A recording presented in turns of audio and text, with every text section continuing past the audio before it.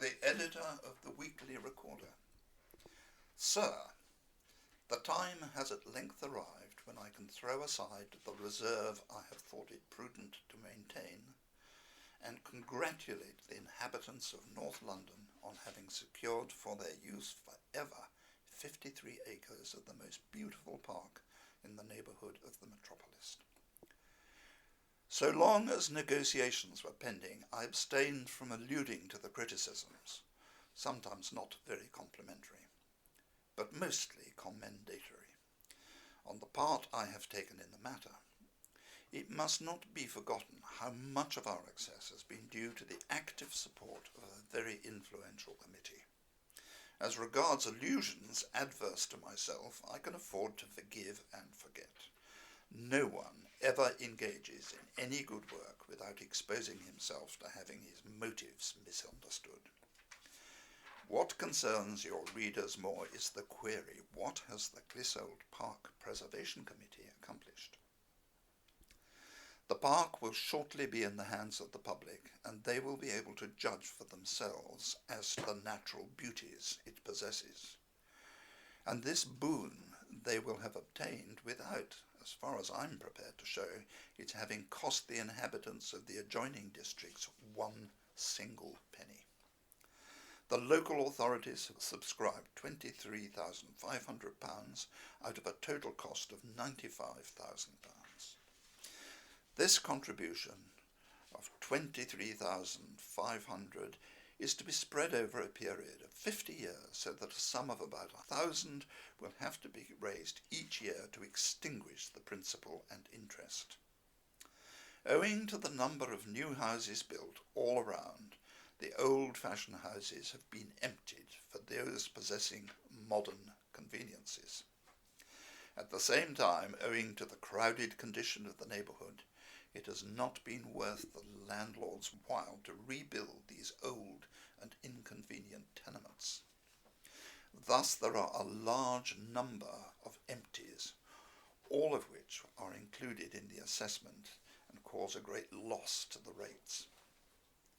Now that we have prevented Clissold Park from being covered with some thousands of small houses, now that there is so charming a recreation ground in the neighbourhood, it will be worthwhile for the landlords to replace the old-fashioned houses with new ones, and the result will be a great gain to the rates, far greater than the amount which will have to be paid towards the cost of the park. This is no visionary notion, but a certainty which must result from our action.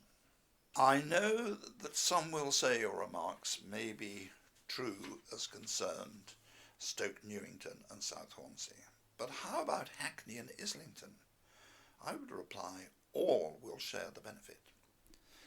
There has been too much disposition to endeavour to raise antagonistic feelings between different districts.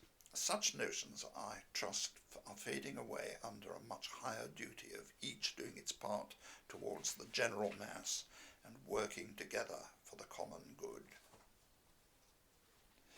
It will be from the narrow streets of Shoreditch and from the pent-up alleys of Clerkenwell and Islington that thousands and tens of thousands of our fellow beings will issue to enjoy the sweet breezes and lie under the shade of the old and handsome trees of Clissold Park.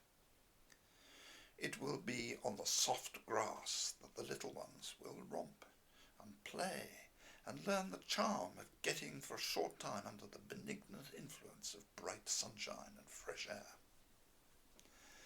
The matter is now taken out of our hands. The Metropolitan Board of Works and the ecclesiastical commissioners have now to settle the necessary legal transfers.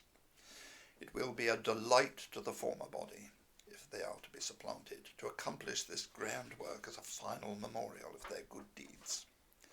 And I feel sure the latter body will rejoice that whilst they have not done injustice to those great trusts they administer, means have been found to prevent the desecration of those green fields and the cutting down of those grand old trees, which, planted by our ancestors, have for more than 100 years adorned the spot. And now one word in conclusion. personal to myself. I have most cordially to thank the committee for their valuable services. I have to thank Mr. J. Runce, our member at the Metropolitan Board of Works, for his untiring efforts and valuable cooperation. I have to thank the ecclesiastical commissioners for the liberal and courteous manner in which they have met us, the charity commissioners for their liberal construction of the Clissold Park Act, the Metropolitan Board of Works for their generous aid, and the public boards for their support, the press for the public spirit they have shown, and their readiness to throw open their columns to us in times of need, and the general public who often, when the prospects seemed dark and the future doubtful, have encouraged us by their enthusiasm and materially aided us in accomplishing the object of our efforts.